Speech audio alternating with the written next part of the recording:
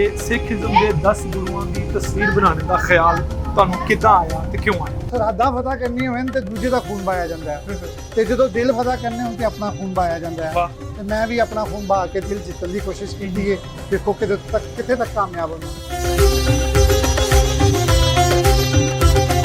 ਸਭ ਤੋਂ ਪਹਿਲੇ ਮੈਂ ਬਾਬਾ ਨਾਨਕ ਦੀ ਤਸਵੀਰ ਬਣਾਈ ਸੀ ਤੇ ਮੈਨੂੰ ਅੱਛਾ ਰਿਸਪੌਂਸ ਮਿਲਿਆ।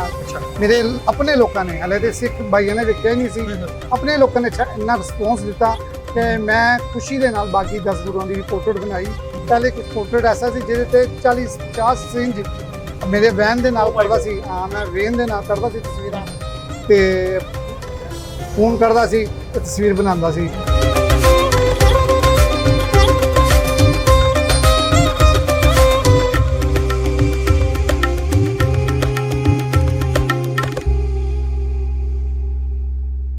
ਸਤਿ ਸ੍ਰੀ ਅਕਾਲ ਤੇ ਆਦਾਬ। ਮੈਂ ਤੁਹਾਡਾ ਮੇਜ਼ਬਾਨ ਨਾਸਿਰ ਅਲੀ ਤੇ ਤੁਸੀਂ ਦੇਖ ਰਹੇ ਹੋ ਇੰਡੋਜ਼ ਟੀਵੀ ਆਸਟ੍ਰੇਲੀਆ। ਨਾਜ਼ਰੀਨ, ਕਿਹਾ ਜਾਂਦਾ ਹੈ ਕਿ ਮੁਹੱਬਤ ਦੀ ਕੋਈ ਜ਼ੁਬਾਨ ਨਹੀਂ ਹੁੰਦੀ ਤੇ ਇਸ਼ਕ ਦੀ ਕੋਈ ਸਰਹੱਦ ਨਹੀਂ। ਤਾਰੀਖ ਗਵਾਹ ਹੈ ਕਿ ਅਮਨ ਖਰਾਬ ਕਰਨ ਵਾਸਤੇ ਬਹੁਤ ਸਾਰੇ ਲੋਕਾਂ ਦਾ ਨਾਹਕ ਖੂਨ ਬਹਾਇਆ ਗਿਆ ਹੈ, ਲੇਕਿਨ ਅਮਨ ਕਾਇਮ ਕਰਨ ਲਈ ਲਾਹੌਰ ਦੇ ਇੱਕ ਆਰਟਿਸਟ ਨੇ ਆਪਣੇ ਖੂਨ ਦੇ ਨਾਲ ਸਿੱਖੀਜ਼ਮ ਦੇ 10 ਗੁਰੂਆਂ ਦੀ ਤਸਵੀਰ ਬਣਾ ਕੇ ਇਹ ਸਾਬਤ ਕਰ ਦਿੱਤਾ ਕਿ ਜਦੋਂ ਅਮਨ ਕਾਇਮ ਕਰਨ ਦਾ ਤੁਹਾਡੇ 'ਚ ਇਰਾਦਾ ਹੋਵੇ, ਅਮਨ ਕਾਇਮ ਕਰਨ ਦੀ ਤੁਹਾਡੇ 'ਚ ਜੁਸਤਜੂ ਹੋਵੇ, ਤੁਹਾਡੇ 'ਚ ਹਿੰਮਤ ਹੋਵੇ ਤੇ ਤੁਸੀਂ ਕੁਝ ਵੀ ਕਰ ਸਕਦੇ ਹੋ। ਸਾਡੇ ਨਾਲ ਵਸੀਲ ਨਾਮੀ ਆਰਟਿਸਟ ਮੌਜੂਦ ਨੇ। ਲਾਹੌਰ ਦੇ ਨਾਲ ਇਹਨਾਂ ਦਾ ਤਾਲੁਕ ਹੈ, ਇਹਨਾਂ ਦੀ ਆਰਟ ਗੈਲਰੀ ਹੈ। ਅਸੀਂ ਇਹਨਾਂ ਨਾਲ ਗੱਲਬਾਤ ਕਰਾਂਗੇ ਤੇ ਇਹ ਜਾਣਨ ਦੀ ਕੋਸ਼ਿਸ਼ ਕਰਾਂਗੇ ਕਿ ਅਮਨ ਕਾਇਮ ਕਰਨ ਦਾ ਬੇੜਾ ਜਿਹੜਾ ਉਹਨਾਂ ਨੇ ਉਠਾਇਆ ਹੈ ਇਹ ਕਿੰਨਾ ਵਜ਼ਨੀ ਹੈ ਤੇ ਇਹਨੂੰ ਲੈ ਕੇ ਉਹ ਕਿਸ ਤਰ੍ਹਾਂ ਚੱਲ ਰਹੇ ਨੇ। ਜੀ ਸਰ, ਸਤਿ ਸ੍ਰੀ ਅਕਾਲ, ਅਸਲਾਮ ਅਲੈਕੁਮ। ਅਸਲਾਮ ਅਲੈਕੁਮ।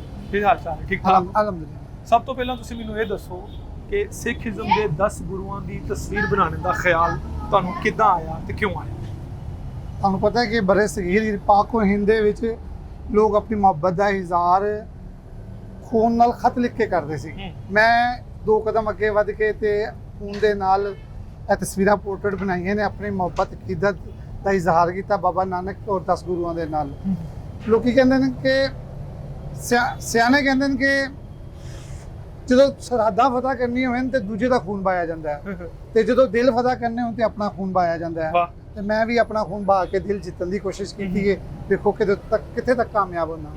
ਅੱਛਾ, ਤੁਸੀਂ ਪਾਕਿਸਤਾਨ 'ਚ ਰਹਿ ਰਹੇ ਹੋ ਤੇ ਪਾਕਿਸਤਾਨ ਦੇ ਵਿੱਚ ਸਿੱਖ ਕਮਿਊਨਿਟੀ ਜਿਹੜੀ ਹੈਗੀ ਹੈ ਉਹ ਅਕਲੀਅਤ ਦੇ ਵਿੱਚ ਨੇ, ਮਿਨੋਰਿਟੀਜ਼ ਦੇ ਵਿੱਚ ਨੇ। ਤੇ ਤੁਸੀਂ ਜਦੋਂ ਇਹ ਕੰਮ ਕੀਤਾ ਆਪਣੇ ਖੂਨ ਦੇ ਨਾਲ ਸਪੈਸ਼ਲੀ, ਤੇ ਬਹੁਤ ਵੱਡੇ ਦਿਲ ਗੁਰਦੇ ਵਾਲੀ ਗੱਲ ਹੈ, ਜਦੋਂ ਤੁਸੀਂ ਆਪਣੇ ਖੂਨ ਦੇ ਨਾਲ ਚੀਜ਼ਾਂ ਲਿਖਣ ਦੀ, ਤੇ ਲੋਕਾਂ ਦਾ ਕੀ ਰਿਸਪੌਂਸ ਸੀ? ਜਿਹੜੇ ਲੋਕਲ ਲੋਕ ਹੈਗੇ ਨੇ ਉਹਨਾਂ ਦਾ ਕੀ ਰਿਸਪੌਂਸ ਸੀ? ਐਕਚੁਅਲੀ ਜਿਹਨੇ ਵੀ ਵੇਖਿਆ ਪਾਕਿਸਤਾਨੀ ਆਵਾਮ, ਮੇਰੇ ਜਿਹੜੇ ਪਾਕਿਸਤਾਨੀ ਭਰਾ ਨੇ, ਉਹਨਾਂ ਨੇ ਦੇਖਿਆ ਤੇ ਉਹਨੂੰ ਐਪਰੀਸ਼ੀਏਟ ਕੀਤਾ, ਇਹਨੂੰ ਆਪਣੇ ਪਿਆਰ ਦਾ ਇਜ਼ਹਾਰ ਕੀਤਾ। ਵੈਸੇ ਵੀ ਗੁਰੂ ਨਾਨਕ ਸਾਹਿਬ ਮੁਸਲਮਾਨਾਂ ਦੇ ਵੀ ਇੱਕ ਚਾਹਤ ਮੁਹੱਬਤ ਰੱਖਦੇ ਨੇ। ਗੁਰੂ ਅਰਜਨ ਸਿੰਘ ਤੇ ਮੀਆਂ ਮੀਰ ਸਰਕਾਰ ਦੀ ਦੋਸਤੀ ਇੱਕ ਬਿਹਤਰੀਨ ਸਬਕ ਸੀ ਸਾਡੇ ਲੋਕਾਂ ਵਾਸਤੇ ਤੇ ਉਹ ਉਸੇ ਕੰਮ ਨੂੰ ਮੈਂ ਅੱਗੇ, ਉਸੇ ਮੁਹੱਬਤ ਨੂੰ ਮੈਂ ਅੱਗੇ ਵਧਾਉਂਦਿਆਂ ਹੋਇਆ ਆਪਣਾ ਇਮਰਾਨ ਖਾਨ ਸਾਹਿਬ ਨੇ ਜਿਸ ਤਰ੍ਹਾਂ ਕਰਤਾਰਪੁਰ ਦੇ ਹਵਾਲੇ ਨਾਲ ਕੰਮ ਕੀਤਾ, ਮੈਂ ਵੀ ਚਾਹੁੰਦਾ ਸੀ ਕਿ ਮੈਂ ਇਸ ਹਵਾਲੇ ਨਾਲ ਕੋਈ ਮੁਹੱਬਤ ਦਾ ਇਜ਼ਹਾਰ ਕਰਾਂ ਤੇ ਮੈਂ ਆਪਣੇ ਖੂਨ ਦੇ ਨਾਲ ਇਹ ਤਸਵੀਰਾਂ ਬਣਾ ਕੇ ਇਸ ਮੁਹੱਬਤ ਨੂੰ ਵਧਾਉਣ ਦੀ ਕੋਸ਼ਿਸ਼ ਕੀਤੀ। ਦੇਖੋ ਮੈਂ ਕਿੱਥੇ ਤੱਕ ਕਾਮਯਾਬ ਹੋਇਆ। ਅੱਛਾ ਵਸੀਲ ਭਾਈ, ਛੋਟਾ ਜਿਹਾ ਸੈਟਅਪ ਹੈ ਤੁਹਾਡਾ ਤੇ ਇਸ ਛੋਟੇ ਜਿਹੇ ਸੈਟਅਪ ਤੋਂ ਤੁਸੀਂ ਐਡਾ ਵੱਡਾ ਕੰਮ ਕੀਤਾ, ਮੁਸ਼ਕਿਲਾਤ ਆਈਆਂ, ਉਹ ਮੁਸ਼ਕਿਲਾਤ ਨੂੰ ਕਿਸ ਤਰ੍ਹਾਂ ਹੈਂਡਲ ਕੀਤਾ? ਅਸੀਂ ਕਿਸ ਤਰ੍ਹਾਂ ਆਪਣੇ ਨੌਜਵਾਨਾਂ ਨੂੰ ਦੱਸ ਸਕਦੇ ਹਾਂ ਕਿ ਤੁਸੀਂ ਜਦੋਂ ਕੋਈ ਕੰਮ ਕਰਨ ਦਾ ਇਰਾਦਾ ਕਰਦੇ ਹੋ ਤਾਂ ਤੁਸੀਂ ਕੁਝ ਵੀ ਕਰ ਸਕਦੇ ਹੋ? ਜਦੋਂ ਤੁਹਾਡਾ ਮਿਸ਼ਨ ਤੁਹਾਡਾ ਸੱਚਾ ਹੋਵੇ, ਤੁਹਾਡੀ ਲਗਨ ਸੱਚੀ ਹੋਵੇ ਤੇ ਹਰ ਕੰਮ ਆਸਾਨ ਹੁੰਦਾ ਜਾਂਦਾ ਹੈ।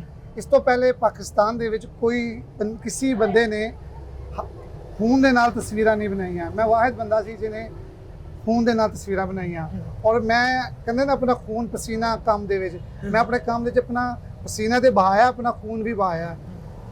ਮੈਂ ਚਾਹੁੰਦਾ ਸੀ ਕਿ ਮੇਰੇ ਕੰਮ ਨੂੰ ਸੁਣਿਆ ਜਾਏ, ਦੇਖਿਆ ਜਾਵੇ ਤੇ ਮੇਰੇ ਖਿਆਲ ਨਾਲ ਖੂਨ ਦਾ ਇਜ਼ਹਾਰ, ਖੂਨ ਬਹਾ ਕੇ ਜਿਹੜਾ ਇਜ਼ਹਾਰ ਕੀਤਾ ਜਾਂਦਾ ਉਹਦੇ ਜਲਦੀ ਨਜ਼ਰ ਪੈਂਦੀ ਹੈ ਤੇ ਮੈਂ ਜਲਦੀ ਨਜ਼ਰ ਪਾਉਣ ਵਾਸਤੇ ਮੈਂ ਆਪਣਾ ਖੂਨ ਬਹਾਇਆ। ਮੇਰਾ ਮਿਸ਼ਨ ਹੈ ਕਿ ਮੇਰਾ ਖੂਨ ਪੀਸ ਵਾਸਤੇ, ਅਮਨ ਵਾਸਤੇ ਹੋਵੇ ਤੇ ਮੈਂ ਚਾਹੁੰਦਾ ਹਾਂ ਕਿ ਪੂਰੀ ਕਾਇਨਾਤ ਦੇ ਵਿੱਚ ਜਿਹੜਾ ਮੈਂ ਖੂਨ ਬਹਾਇਆ, ਇਸ ਤੋਂ ਬਾਅਦ ਨਾ ਕਿਸੇ ਦੁਨੀਆ ਦੇ ਵਿੱਚ ਕਿਸੇ ਵੀ ਸਰਹੱਦ ਦੇ ਉੱਤੇ ਕੋਈ ਖੂਨ ਨਾ ਬਹਾਇਆ ਜਾਵੇ ਮੇਰਾ ਖੂਨ ਬਹਾਇਆ ਹੋਇਆ ਆਖਰੀ ਖੂਨ ਹੋਵੇ। ਅੱਛਾ, ਅਸੀਂ ਦੋਨੋਂ ਮੁਲਕ ਪਾਕਿਸਤਾਨ ਤੇ ਭਾਰਤ, ਇੰਡੀਆ ਜਿਹੜਾ ਹੈਗਾ, ਇਹ ਦੋਵੇਂ ਮੁਲਕ ਹਮਸਾਏ ਆ, ਲੇਕਿਨ ਸਾਡੇ ਵਿੱਚ ਬਦਕਿਸਮਤੀ ਦੇ ਨਾਲ ਬੜੀ ਕਸ਼ੀਦਗੀ ਪਾਈ ਜਾਂਦੀ ਹੈ। ਤੁਸੀਂ ਅਮਨ ਵਾਸਤੇ ਅੱਗੇ ਆਏ, ਤੁਸੀਂ ਅਮਨ ਵਾਸਤੇ ਇਹ ਕੰਮ ਕੀਤਾ। ਉਧਰ ਦੇ ਮੁਲਕ ਚੋਂ, ਸਾਡੇ ਹਮਸਾਏ ਮੁਲਕ ਚੋਂ ਕੀ ਰਿਸਪੌਂਸ ਆਇਆ? ਤੁਹਾਨੂੰ ਬੁਲਾਇਆ, ਕੋਈ ਖਾਤਰ ਤਾਜ਼ਾ, ਕੋਈ ਤੁਹਾਨੂੰ ਦੱਸਿਆ ਜਾਂ ਇਹਨੂੰ ਐਪਰੀਸ਼ੀਏਟ ਕੀਤਾ? 2011 ਦੇ ਵਿੱਚ ਮੈਂ ਪੀਸ ਅਮਨ ਦੇ ਨਾਮ ਤੇ ਗਾਂਧੀ ਜੀ ਦੀ ਪੋਰਟਰੇਟ ਬਣਾਈ ਸੀ। ਅੱਛਾ, ਉਹ ਮੈਂ ਐਸਐਮ ਕ੍ਰਿਸ਼ਨਾ ਵਜ਼ੀਰ ਖਾਰਜਾ ਸੀ ਉਸ ਟਾਈਮ, Okay. ਮਨਮੋਹਨ ਸਿੰਘ ਸਾਹਿਬ ਸੀ। ਓਕੇ। ਉਹ ਮੈਂ ਪੀਸ ਅਮਨ ਦੇ ਨਾਮ ਤੇ ਦੇਖ ਕੇ ਆਇਆ ਤਸਵੀਰ। ਬਹੁਤ ਜ਼ਿਆਦਾ ਅਪਰੀਸ਼ੀਏਟ ਕੀਤਾ ਗਿਆ, ਬਹੁਤ ਜ਼ਿਆਦਾ ਚਾਹਤ ਦਾ ਇਜ਼ਹਾਰ ਕੀਤਾ ਗਿਆ, ਮੈਨੂੰ ਸਰਾਹਿਆ ਗਿਆ ਹਰ ਪਲੇਟਫਾਰਮ ਦੇ ਉੱਤੇ, ਔਰ ਬਾਰ-ਬਾਰ ਮੈਨੂੰ ਯਾਨੀ ਬੁਲਾਇਆ ਜਾ ਰਿਹਾ ਹੈ। ਤੇ ਮੈਂ ਵੀ ਜਾਣਾ ਵਾ, ਮੇਰੀ ਵਿਸ਼ ਸੀ, ਮੇਰਾ ਖੁਆਇਸ਼ ਸੀ ਕਿ ਮੈਂ ਇੱਕ ਵਾਰੀ ਫਿਰ ਇਹਨਾਂ ਤਸਵੀਰਾਂ ਦੇ ਨਾਲ ਪੀਸ ਦਾ ਪੈਗਾਮ ਲੈ ਕੇ ਜਾਵਾਂ, ਮੈਂ ਇੰਡੀਆ ਜਾਵਾਂ, ਪੂਰੀ ਦੁਨੀਆ 'ਚ ਜਾਵਾਂ। ਇਹ ਮੈਂ ਦੇਖੋ, ਮੈਂ ਆਪਣੇ ਖੂਨ ਦੇ ਨਾਲ ਪੀਸ ਦਾ ਪੈਗਾਮ ਦੇ ਰਿਹਾ ਵਾਂ, ਇਸ ਪੈਗਾਮ ਨੂੰ ਸੁਣੋ ਔਰ ਅਪਣਾਓ। ਅੱਛਾ, ਵੱਡਾ ਆਰਟਿਸਟ ਜਿਹੜਾ ਵੀ ਹੁੰਦਾ ਹੈ, ਉਹ ਕਿਸੇ ਵੀ ਫੀਲਡ ਦਾ ਆਰਟਿਸਟ ਹੋਵੇ, ਉਹਦਾ ਸਭ ਤੋਂ ਜਿਹੜਾ ਬੇਸਿਕ ਚੀਜ਼ ਹੁੰਦੀ ਹੈ ਉਹਦੀ ਮਿਹਨਤ ਤੇ ਉਹਦੀ ਲਗਨ ਹੁੰਦੀ ਹੈ। ਤੁਸੀਂ ਜਿਹੜਾ ਮਤਲਬ ਕੰਮ ਹੈਗਾ, ਪੇਂਟਿੰਗ ਦਾ ਜਿਹੜਾ ਕੰਮ ਹੈਗਾ, ਇਹ ਕਦੋਂ ਸਟਾਰਟ ਕੀਤਾ ਸੀ? ਕਿੰਨੀ ਉਮਰ 'ਚ ਸਟਾਰਟ ਕੀਤਾ? ਫਿਰ ਇਸ ਕੰਮ ਨੂੰ ਅੱਗੇ ਲੈ ਕੇ ਇਹਨੂੰ ਜ਼ਰੀਆ ਮਾਸ਼ ਕਿੱਦਾਂ ਬਣਾਇਆ? ਇਹਨੂੰ ਖਾਣ ਪੀਣ ਦਾ ਜ਼ਰੀਆ ਕਿੱਦਾਂ ਬਣਾਇਆ? ਬੇਸਿਕਲੀ ਮੈਂ ਪੇਂਟਰ ਬਾਬੂ ਦੇ ਨਾਮ ਤੋਂ ਹਾਂ, ਯਾਨੀ ਠੀਕ ਹੈ। ਮਸ਼ਹੂਰ ਹਾਂ, ਠੀਕ ਹੈ। ਔਰ ਗੁਜ਼ਸ਼ਤਾ ਤੋਂ 25 ਸਾਲ ਤੋਂ ਮੈਂ ਕੰਮ ਕਰ ਰਿਹਾ ਸੀ। ਮਗਰ ਇਹ ਤਸਵੀਰਾਂ ਦਾ ਕੰਮ ਮੈਂ 8-10 ਸਾਲ ਤੋਂ ਸਟਾਰਟ ਕੀਤਾ ਵੇ। ਮੇਰਾ ਕੋਈ ਉਸਤਾਦ ਨਹੀਂ ਤਸਵੀਰਾਂ ਦੇ ਵਿੱਚ। ਅੱਛਾ, ਹਾਂਜੀ, ਕੋਈ ਉਸਤਾਦ ਨਹੀਂ, ਬਸ ਇੱਕ ਮਿਸ਼ਨ ਸੀ, ਇੱਕ ਪੈਗਾਮ ਸੀ ਮੇਰਾ ਕਿ ਆਪਣੇ ਬਲੱਡ ਦੇ ਨਾਲ ਮੈਸੇਜ ਦੇਣਾ ਕਿ ਪੀਸ ਨੂੰ ਅਪਣਾਇਆ ਜਾਵੇ। ਪੀਸ ਦੀ ਜ਼ਰੂਰਤ ਹੈ ਪਾਕਿਸਤਾਨ ਨੂੰ, ਬਲਕਿ ਪੂਰੀ ਦੁਨੀਆ ਨੂੰ ਪੀਸ ਦੀ ਜ਼ਰੂਰਤ ਹੈ। ਇਸ ਪੈਗਾਮ ਨੂੰ ਮੈਂ ਲੈ ਕੇ ਚੱਲਿਆ ਵਾਂ। ਦੇਖੋ ਮੈਂ ਕਿੱਥੇ ਤੱਕ ਕਾਮਯਾਬ ਹੋਣਾ।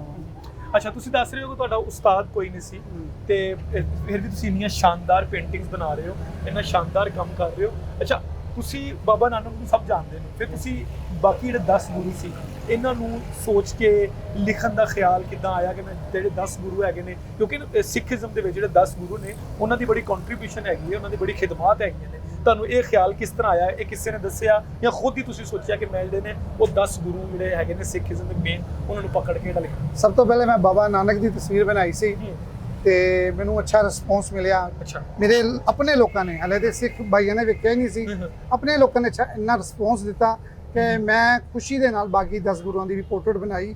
ਮੈਂ ਚਾਹੁੰਦਾ ਸੀ ਕਿ ਜਿਤਨੇ ਵੀ ਗੁਰੂ ਹੋਣ, ਫਿਰ ਮੈਨੂੰ ਪਤਾ ਚੱਲਿਆ ਕਿ 10 ਗੁਰੂ ਨੇ, ਮੈਂ 10 ਦੀ ਬਣਾ ਦਿੱਤੀ। ਅਗਰ 100 ਗੁਰੂ ਵੀ ਹੁੰਦੇ ਤਾਂ ਮੈਂ 100 ਦੀ ਬਣਾ ਦਿੱਤੀ। ਵਾਹ, ਬਹੁਤ ਵੱਡੀ ਗੱਲ ਤੁਸੀਂ ਕੀਤੀ। ਅੱਛਾ, ਇੱਕ ਪੋਰਟਰੇਟ ਜਿਹੜਾ ਤੁਸੀਂ ਬਣਾਉਂਦੇ ਹੋ, ਇੱਕ ਪੇਂਟਿੰਗ ਜਿਹੜੀ ਬਣਾਉਂਦੇ ਹੋ, ਇਹਨੂੰ ਕਿੰਨੀ ਦੇਰ ਲੱਗਦੀ ਹੈ ਬਣਾਉਣ ਤੇ? ਐਕਚੁਅਲੀ ਮੇਰੇ ਤੋਂ ਪਹਿਲੇ ਪਾਕਿਸਤਾਨ 'ਚ ਕਿਸੇ ਨੇ ਵੀ ਆਪਣੇ ਬਲੱਡ ਦੇ ਨਾਲ ਕੋਈ ਪੋਰਟਰੇਟ ਨਹੀਂ ਬਣਾਇਆ ਹੋਵੇ। ਤੁਸੀਂ ਪਹਿਲੇ? ਮੈਂ ਪਹਿਲਾ ਸ਼ਖਸ ਵਾਹ। ਹੈਗਾ ਜਿਹਨੇ ਆਪਣੇ ਬਲੱਡ ਦੇ ਨਾਲ ਮੁਹੱਬਤ ਦਾ ਇਜ਼ਹਾਰ ਕੀਤਾ, ਹੂੰ। ਅਕੀਦਤ ਦਾ ਇਜ਼ਹਾਰ ਕੀਤਾ, ਤੇ ਕਿਉਂਕਿ ਮੈਂ ਖੁਦ ਹੀ ਕਰ ਕਰਕੇ ਸਿੱਖਿਆ। ਅੱਛਾ, ਹਾਂ, ਬਾਰ-ਬਾਰ ਪਹਿਲੇ ਕੁਝ ਪੋਰਟਰੇਟ ਐਸਾ ਸੀ ਜਿਹਦੇ ਤੇ 40-50 ਸਿੰਜ ਮੇਰੇ ਵੈਨ ਦੇ ਨਾਲ Oh my ਕਰਦਾ God. ਸੀ। ਹਾਂ, ਮੈਂ ਵੇਨ ਦੇ ਨਾਲ ਕਰਦਾ ਸੀ ਤਸਵੀਰਾਂ, ਤੇ ਫੋਨ ਕਰਦਾ ਸੀ ਤੇ ਤਸਵੀਰ ਬਣਾਉਂਦਾ ਸੀ।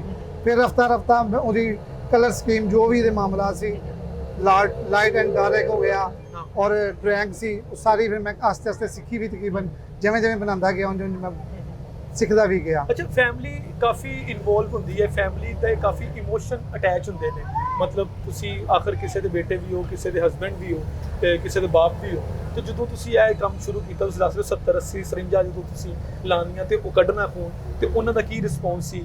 ਬੜਾ ਸਖਤ ਕਿਸਮ ਦਾ ਰਿਐਕਸ਼ਨ ਹੋਏਗਾ ਮੇਰੇ ਖਿਆਲ ਨਾਲ। ਮੇਰੀ ਵਾਲਦਾ ਨੇ ਸੁਣਿਆ ਸੀ, ਮੇਰੇ ਛੋਟੇ ਭਾਈ ਮੇਰੇ ਨਾਲ ਹੀ ਹੁੰਦਾ ਕੰਮ ਕਰਦਾ, ਤੇ ਉਹਨਾਂ ਨੇ ਸੁਣਿਆ ਤੇ ਉਹ ਸ਼ੌਕ 'ਚ ਹੋ ਗਏ ਕਿ ਆਪਣੇ ਬਲੱਡ ਦੇ ਨਾਲ ਵੀ ਕੋਈ ਤਸਵੀਰ ਬਣਾਉਂਦਾ ਹੈ, ਤੇ ਇੱਕ ਬੇਟੇ ਦਾ ਖੂਨ ਬਹਿ ਜਾਣਾ ਕਿ ਮਾਂ ਵਾਸਤੇ ਬਹੁਤ ਜ਼ਿਆਦਾ ਪਰੇਸ਼ਾਨੀ ਦਾ ਬਾਇਸ ਹੁੰਦਾ ਹੈ।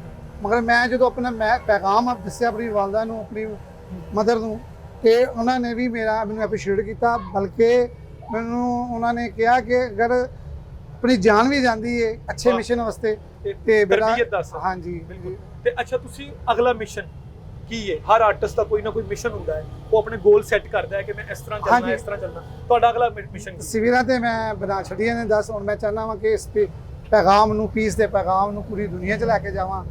ਮੈਂ ਚਾਹੁੰਦਾ ਸੀ ਕਿ ਇੰਡੀਆ ਦੇ ਵਿੱਚ, ਬਲਕਿ ਜਿੱਥੇ ਵੀ ਮੇਰੇ ਸਿੱਖ ਭਰਾ ਹੈਗੇ, ਮੈਂ ਉਹਨਾਂ ਨੂੰ ਜਾ ਕੇ ਵਹਾਵਾਂ, ਮੇਰਾ ਮੈਸੇਜ ਪਹੁੰਚੇ, ਤੇ ਉਹਨਾਂ ਨੂੰ ਦਿਖਾਵਾਂ ਕਿ ਯਾਰ ਦੇਖੋ, ਮੁਹੱਬਤ ਦਾ ਇਹ ਵੀ ਇੱਕ ਰੰਗ ਹੁੰਦਾ ਹੈ। ਲੋਕ ਖਤ ਲਿਖਦੇ ਸੀ, ਮੈਂ ਤਸਵੀਰ ਬਣਾ ਛੱਡੀ ਹੈ, ਤੇ ਮੈਂ ਚਾਹੁੰਦਾ ਕਿ ਪੂਰੀ ਦੁਨੀਆ ਦੇ ਵਿੱਚ ਜਾਵਾਂ ਵਾਂ ਤੇ ਦਿਖਾਵਾਂ ਤਸਵੀਰਾਂ, ਆਪਣੀ ਮੁਹੱਬਤ ਦਿਖਾ ਸਕਾਂ ਬਾਬਾ ਜੀ ਦੇ ਨਾਲ, ਅਕੀਦਤ ਦਾ ਇਜ਼ਹਾਰ ਦਿਖਾ ਸਕਾਂ ਕਿ ਮੁਸਲਮਾਨ ਵੀ ਬਾਬਾ ਜੀ ਦੇ ਨਾਲ ਕਿੰਨੀ ਮੁਹੱਬਤ ਅਕੀਦਤ ਰੱਖਦੇ ਨੇ। ਠੀਕ ਹੈ, ਇੱਕ ਆਖਰੀ ਸਵਾਲ ਹੈ, ਤੁਸੀਂ ਇਹ ਦੱਸੋ ਕਿ ਤਸਵੀਰਾਂ ਬਣਾਈਆਂ, ਬੜੀ ਮਿਹਨਤ ਕੀਤੀ ਤੁਸੀਂ ਸਿੱਖੀਜ਼ਮ ਦੇ ਕਲਚਰ ਦੇ ਵਿੱਚ, ਸਿੱਖੀਜ਼ਮ ਦੀ ਇਹ ਜਿਹੜੀ ਮਤਲਬ 10 ਗੁਰੂ ਹੈਗੇ ਨੇ ਉਹਨਾਂ ਨੂੰ ਉਹਨੇ ਤਸਵੀਰਾਂ ਬਣਾ ਕੇ ਤੁਸੀਂ ਮੁਹੱਬਤ ਦਾ, ਅਮਨ ਦਾ ਤੇ ਹਿੰਮਤ ਦਾ ਇੱਕ ਸਬੂਤ ਤੇ ਦੇਤਾ।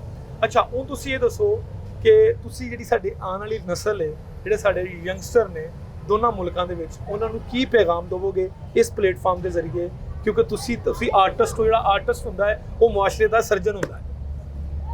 ਮੇਰਾ ਕਹਿਣਾ ਹੈਗਾ ਕਿ ਪੀਸ ਫॉर ਆਲ, ਪੂਰੀ ਦੁਨੀਆ ਦੀ, ਮੇਰਾ ਬੇਸਿਕਲੀ ਤਸਵੀਰਾਂ ਦਾ ਨਹੀਂ ਮਾਮਲਾ ਨਹੀਂ, ਮੇਰਾ ਪੈਗਾਮ ਸੀ ਕਿ ਪੀਸ ਦਾ ਪੈਗਾਮ, ਤੇ ਮੈਂ ਪੀਸ ਦਾ ਪੈਗਾਮ ਲੈ ਕੇ ਆਇਆ ਪੂਰੀ ਦੁਨੀਆ ਵਾਸਤੇ। ਮੈਂ ਤੁਹਾਨੂੰ ਫਿਰ ਦੁਬਾਰਾ ਕਹਾਂਗਾ ਕਿ ਜਿਹੜਾ ਮੈਂ ਖੂਨ ਬਹਾਇਆ ਹੈ, ਮੇਰੀ ਖੁਆਇਸ਼ ਹੈ ਕਿ ਇਸ ਤੋਂ ਬਾਅਦ ਕਿਸੇ ਵੀ ਸਰਹੱਦ ਦੇ ਉੱਤੇ ਦੁਨੀਆ ਦੇ ਵਿੱਚ ਕਿਸੇ ਦਾ ਖੂਨ ਨਾ ਬਹਾਇਆ ਜਾਵੇ ਤੇ ਪੀਸ ਦੇ ਨਾਲ ਦੁਨੀਆ ਰਵੇ, ਮੁਹੱਬਤ ਅਕੀਦਤ ਦੇ ਨਾਲ ਇੱਕ ਦੂਜੇ ਨਾਲ ਪਿਆਰ ਕਰੋ, ਇੱਕ ਦੂਜੇ ਦੇ ਨਾਲ ਅਕੀਦਤ ਰੱਖੋ, ਤੇ ਮੇਰਾ ਖਿਆਲ ਹੈ ਕਿ ਦੁਨੀਆ ਬੜੀ ਖੂਬਸੂਰਤ ਹੈਗੀ।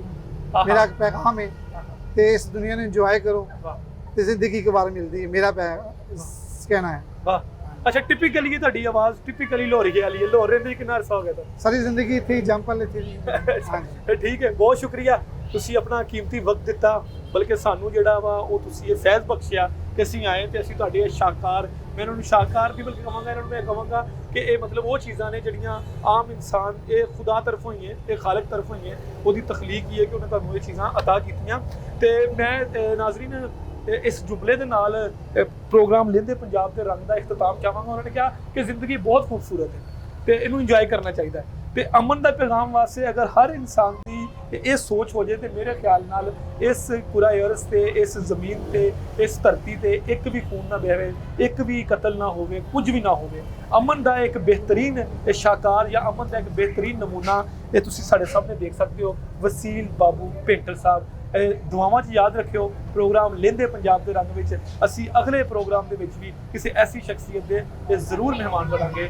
ਸਤਿ ਸ਼੍ਰੀ ਅਕਾਲ, ਸਲਾਮ, ਵਾਹਿਗੁਰੂ ਦੀ ਫਤਿਹ।